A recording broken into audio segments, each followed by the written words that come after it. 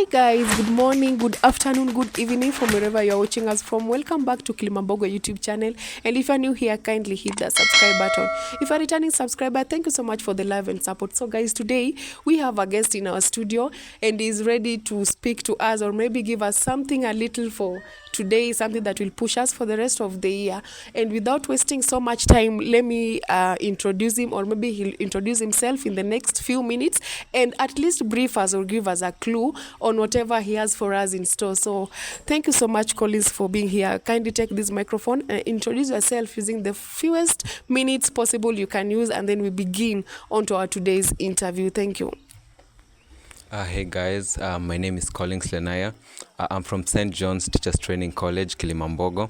I'm a second year, and today I'll be talking about how our social life, the social life we choose, impacts our life later and currently. Thank you so much, Collins. I'm also eager, being that I'm one of your audience that is ready to listen to whatever you want to give us right now. And if I may ask before we begin, Collins, why did you decide to choose on a specific theme or maybe on that specific topic at least to address the audience that are going to watch you today live?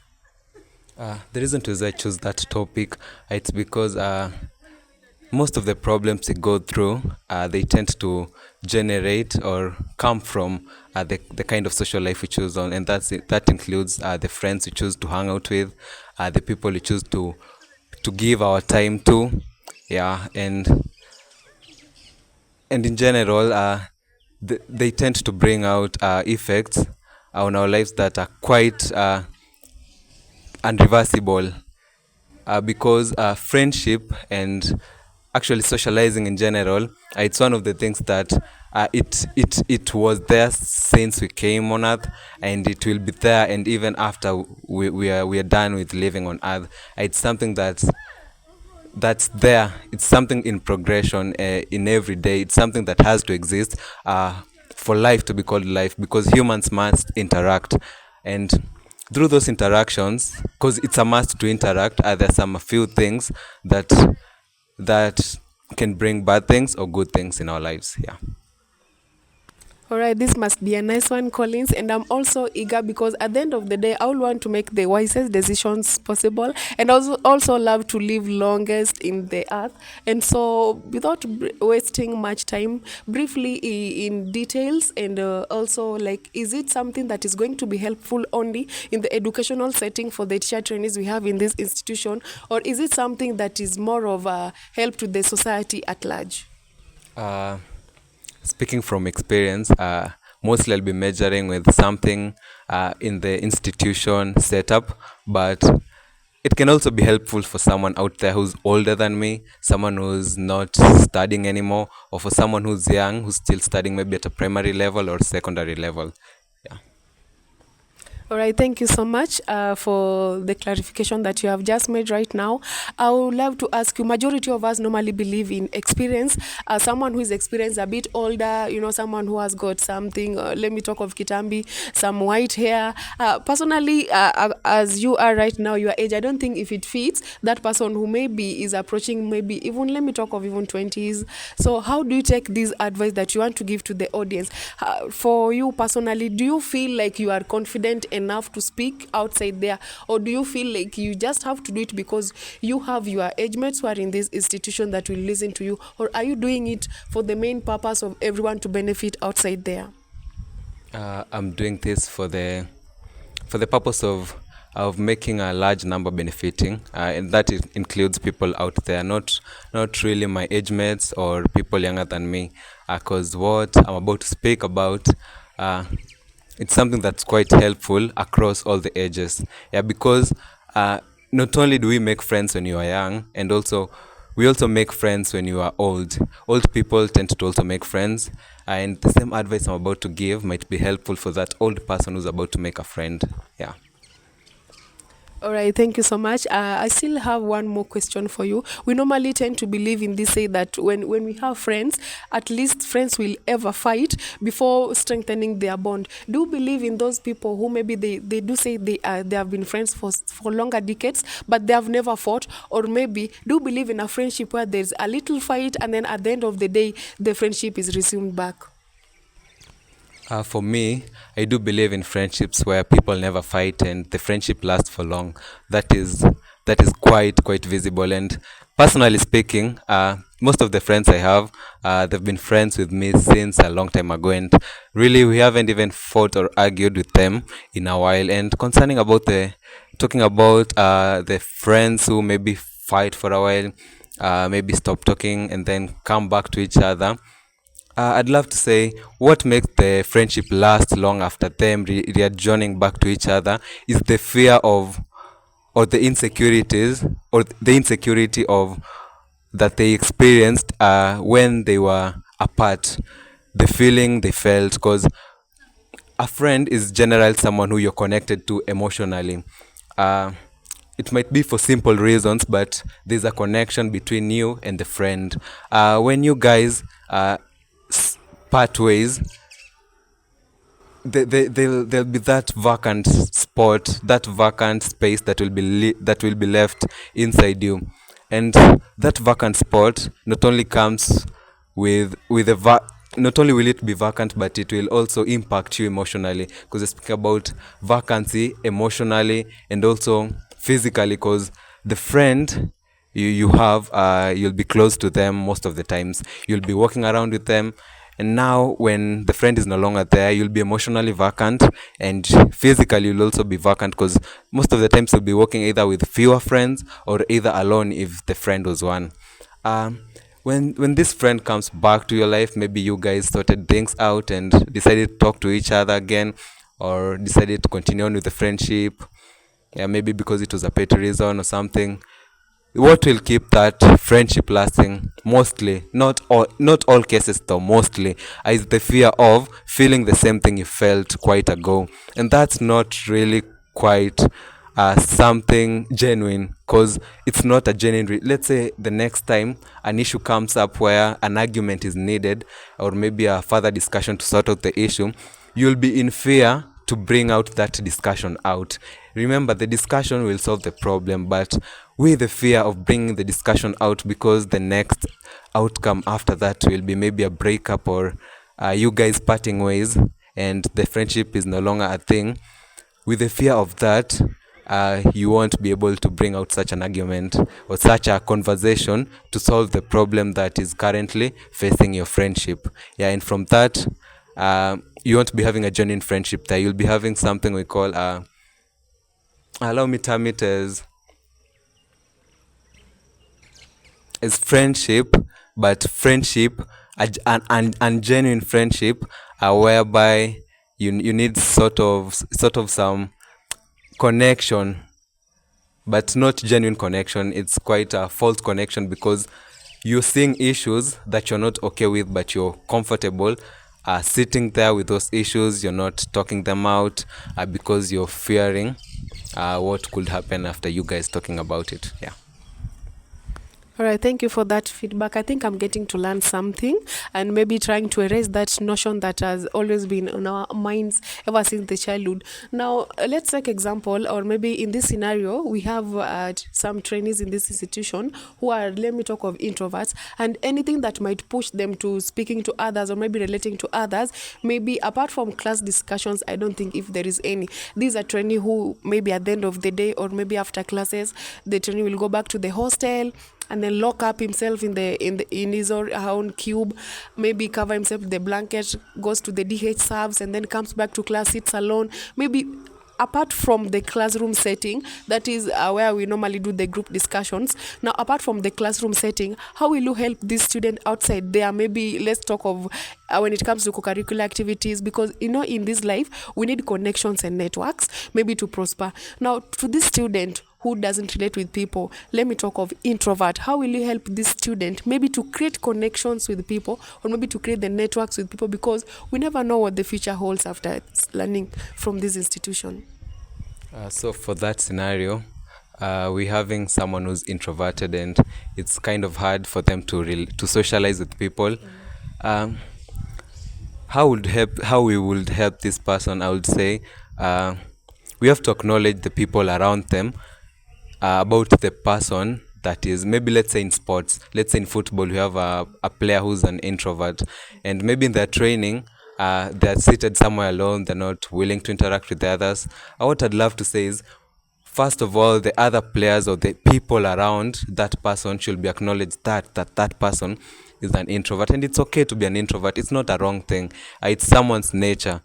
And from the acknowledgement, the next step we can take is actually involving the people you've just acknowledged about that matter into interacting as a whole and including that person, because when you also try and say that we maybe send a few people maybe to talk to that person and maybe be friends with them, that it won't be quite helpful, because at some point, yes, you'll be helping that person, they'll be having friends at the end of the day, but still we have a large number of people they haven't talked to. So they'll be only talking to a limited number of people, and they won't be talking to the whole people, to maybe to a large number as they should, as the normal person who's not an introvert normally does. So what we do is, after acknowledging the people, we tell them to maybe include in an activity that really requires interaction as a whole. Let's say it's a football team of 11 people, and maybe 10 people are talking, or maybe talking about something, maybe a game that was played yesterday. You tend to include that person, but in a strategic manner, not just in any manner, because at the end of the day, maybe that person will still, like, they're forcing an interaction with me, and that might end up making them more introverted, because that it's not a good thing to see, like, they'll feel left behind in a way that maybe other people are trying to really talk to them. So you approach that person in a strategiful manner as a whole, and you bring out an engagement activity that requires interaction, whereby they'll also have that opportunity to bring out their views maybe on a certain thing. Yeah, and the interaction will be there, and you guys will be interacting as a whole. And from that, maybe if confidence was the issue, they'll gain the confidence to interact more and more. And with the time, as they get used to those people, and in our scenario we use the football team, when they get used to the other players, from time to time, they'll find it easy talking to those people. And with time, they'll continue expanding the circle. It will be no longer football players, maybe it will be players of maybe the next field. Let's say it's a volleyball team, and maybe when they're breaking from the practice, they talk to someone, they made one friend, let's say today. The following day, when they're working, maybe they talk to the coach, maybe to the coach of the volleyball too. And with time, they'll end up expanding the circle, and at the end of the day, they'll have lots of friends. Yeah. All right, thank you so much for that clarification, or maybe I'll talk of feedback. So, guys, just to remind you is that we are hosting one of the most gentlemen in our studio by the name Collins, and is trying to advise us on the benefits or the purpose of interactions, meaning we need to be extroverts, or maybe he has said when you are an introvert, there's no problem with that, but at least you can manage yourself or improve or deviate a little bit. So I just have a question. Maybe majority of us, I'll speak on behalf of majority of us normally fear that maybe meeting people, different people, you don't know the personalities of different people, or maybe their characters, but now getting to meet different people with different personalities, and then these people, you take them as your friends, but maybe they are people who are putting on the sheep, or maybe the sheep's wool on their outside physique, and these are the people who will pretend to be your friends, and then maybe you share things that you are going through with them. At the end of the day, you realize that they are fake people. So someone said, I'd rather keep my secret to myself, I'd rather be myself as Wilma, rather than meeting people who are fake outside there. Are there strategies, or is there how someone can realize that right now I've met someone who is not realistic, or someone who is just fake to himself or herself? Because these are the things that normally cause fights and chaos in the teenage relationships, or maybe I'll talk of a majority of the social settings. People normally fight because no one is able to help the other person, or rather we normally gossip about people's problem. Now, how will you choose, or how will you help someone choose a right people who will be of help to them, when you talk of maybe just normal friends, or maybe even life partners? I'd say how you can recognize that someone is maybe willing to be a genuine friend, or not. I'd love to start with that. There's something we call emotional intelligence. This is the ability whereby you can be able to differentiate uh, what emotion is genuine and what emotion is not. When you're talking maybe with a friend, or someone who's maybe in the process of trying to make you a friend, there are several ways whereby you can be able to know whether, in this current world we're living in, we really have weird people, and these people might approach you as maybe they want to make you a friend, and in the process, how will you know that this person is weird? And these weird people, there are people maybe who they are willing to use you in a wrong way, or maybe they're willing to make you close friends, so that maybe at the end of the day, friends normally tell each other secrets. So maybe this person is bringing themselves closer to you with the purpose of you maybe revealing your secrets, or just benefiting from you, maybe from we normally have people who are good, enough good to a point, they are able to help their friends unthinkably, financially wise. So maybe they're also willing to bring themselves closer to you, to exploit your financial stretch. And how can you really know this? It's very easy. There's something we call it's like a spark. It kind of sounds something like like from a tale, but trust me, it's something true. You can feel a spark inside you. It's like a connection. It's kind of hard to explain, but there's something you feel. For a friendship to coexist well, there must be a connection, and this connection is brought about by emotions. It's a connection made emotionally. So in the process of interacting maybe with a new potent friend, ask yourself this question: what am I feeling? What am I feeling about this current friendship that's about to start? According to how we were talking, you can also use the context you guys are talking about to determine the likewise state of the friendship, how it's maybe gonna end up in. Because in the process of making friends, the first thing you guys tend to talk about on the first talks, it's something that's generally it's like a general summary of that person's mind. So you ask yourself, is what we talked about, is what, because at this point you have two people trying to make friends. Now it's you, because you know yourself, you can't be talking about you. So is what the other person saying really helpful? Is what the other person saying moral? Is what the other person is the context the other person is using to relate with me really good? Do I appreciate what the context that person was using to relate with me? How good is it? Do I like it? Is it fitting in my vibe category? Yeah, you ask yourself those questions, and at the end of the day, you also ask yourself, what am I feeling towards this new potent friend of mine? How do I feel about the talk we just had, or about the talk we just had? What am I feeling? So you have to ask, what are you feeling towards the new potent friendship? The context you guys used to relate with in your talks, how is that context? How is it? What is it based on? Is it something helpful? Is it something I would appreciate maybe for them to happen in my life, or for me to experience? Yeah, you need to ask yourself those questions. I think I'm getting to enjoy the conversation, but there's something little that I would like to ask you.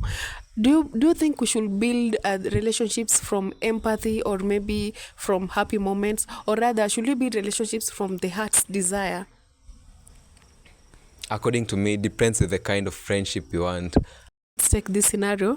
You are seated in a matatu, and there's a lady besides you who has just received a heartbreaking text from her partner. I mean, sorry. So this lady cries uncontrollably, and she's seated beside you. Now, will you watch her crying, or will you comfort her? And if yes, you will comfort this lady, where will this relationship lead? Because it obviously will create something more of a normal relationship.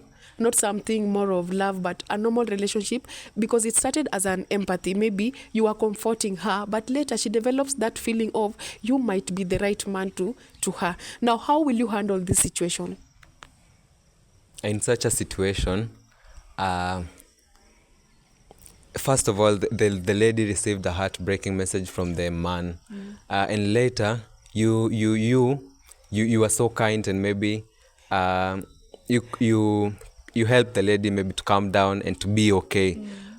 From that, remember, it started by saying after friends break, there's that blank space that's left emotionally. What I'd do in this scenario is I'd advise the lady and give them maybe psychological content about the effects of maybe that's now after helping them calm down, after telling them that everything is okay, and after them being okay, and now they are maybe mistaking you for the right partner. I want to tell them is you'd psychologically help them understand that after a breakup whereby connection existed, there will be that blank space that will be left, and you will try to advise them not to confuse that blankness with maybe a place they received affection from. In this scenario, you gave them affection, so allow me say that defense mechanism are really felt affectioned, and they are mistaking you now for someone, right? You'd explain to them, you'd make them understand that there's a blank space that's emotionally left inside someone after breakup. And after that, you tell them that it's okay to misunderstand that blankness, and maybe interact with someone maybe who's affectionate, and mistake them for maybe a partner or something, because that blankness will be linked to the affection they received, and from that maybe they'll make a quick judge that, oh, maybe this is the right person. No, you'll try to help them understand that concept, and by understanding that, they'll be able also to understand themselves much more. I'd love to say you'd be making them understand themselves much more and understand the current scenario they're in, and by that they'll be okay. And you'll be also avoiding, because if you maybe fail to give them the right proper advice, and maybe you reject them, assuming now they're mistaking you for the right partner, you'll be also avoiding them going to another person and also mistaking the same, because you'll make them understand themselves much more, the situation they're in, and they'll be also able to understand that there's a current blank spot that's currently in them that was once filled but now isn't. And friendship is kind of an addiction thing where that you constantly need that connection with that friend. It's either physical or just in general, that connection whereby, let's say she's my friend, I'll be feeling connected with her every time, but the moment we break up as friends, there'll be that blank space that will be left. I'll be no longer having a friend, and emotionally I'll be blank. So by them understanding that it's okay to be blank, that will help them to solve out the issue after the man maybe left them, and from that they'll be able to make the right choices on what to do next, after understanding themselves and after understanding the current situation they're in. Okay, thank you so much. I think we need to wrap the conversation, and maybe just stepping down onto the questions. Will you just wrap to us maybe the purpose, or rather the importance of social interaction among peers? Social interaction among peers, it has downside and upsides, and I'd love to start with the upsides. Through interacting, we make friends, and through friends, we get to encounter great people, and from these great people, let's say, for example, we are friends, we interacted in college life, and she's now my friend. Maybe out there, I go, in this case, we are both teachers, and let's say I go, we both perform well, we both get, let's say, distinctions, and she ends up maybe in a good school with a vacant spot requiring maybe, let's say, a music teacher.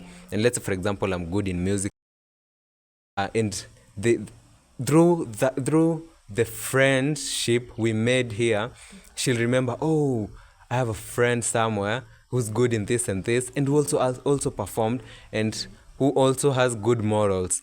Why shouldn't I call them and suggest them to apply this certain vacant good spot in the good school I'm in? So that's the one benefit of socializing. We make friends, and from friends I will tend to have like a stretched advantage of facing life in a good way.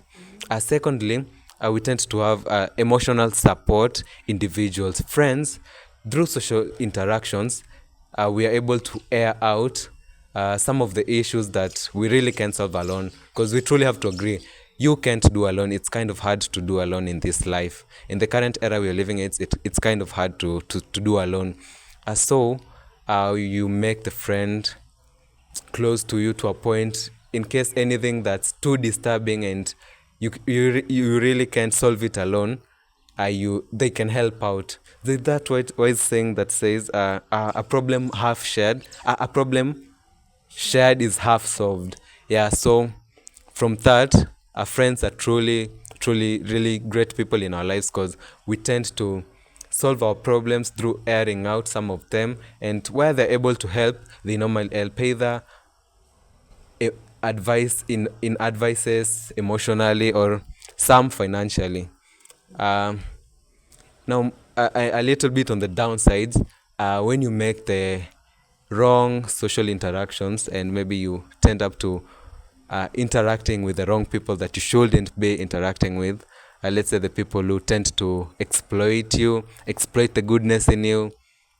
You might end up facing a traumatic friendship experience. And from this traumatic friendship experience, let me give an example. Let's say she's well able, and I'm not that well able, and I can see that she's pure hearted, and I'm like, yo, she's a good person, why shouldn't I use her financially? But first, I won't be going there.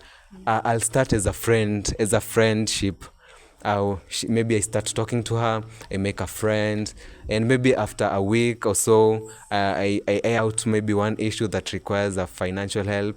Maybe through me knowing that she's pure-hearted, she'll obviously help, and maybe I'll be able to manipulate my way through her mind and make her help me financially. And the moment I do this once, maybe I'll tend to develop an addiction whereby I'll be doing the same thing over and over again until she feels exploited. It's kind of hard for pure-hearted people to feel exploited, because they're just good people in general, and it's kind of even hard for them to think of such a thing. Maybe someone is exploiting me, it's kind of hard for them to think about such a thing. And through that, the moment they'll really feel exploited or know that they were exploited, they'll tend to be really so careful about the friendships they make, even to an extent that they won't be making friends at all, because they'll be saying, wait, I once felt genuine about a certain friendship connection with a certain person, and they exploited me to a level maybe I felt fully exploited, and maybe through my good and pure-heartedness, it's hard for me to realize such a thing, but it was so bad to a point I realized it. And from this level, the pure-hearted person who had the potential to make lots of friends in life, live a joyous life around people and good interactions, won't be living such a life anymore, because they'll be so careful on the friends they make. They'll be so careful and even so hard to letting people come to their lives because of something they once experienced. And we also have so many more instances, but those are the major ones. Yeah. We are really grateful for sharing such nice ideas with the public. At least a majority of us are going to learn the benefits and the ups and downs of interacting with people, and also how to realize that this person is fake, this other person is true to him or her own self. So we are very grateful for coming to our studio, and anytime you feel like you have something to share with the public, you can actually come to our studio any day, anytime. You always feel welcomed.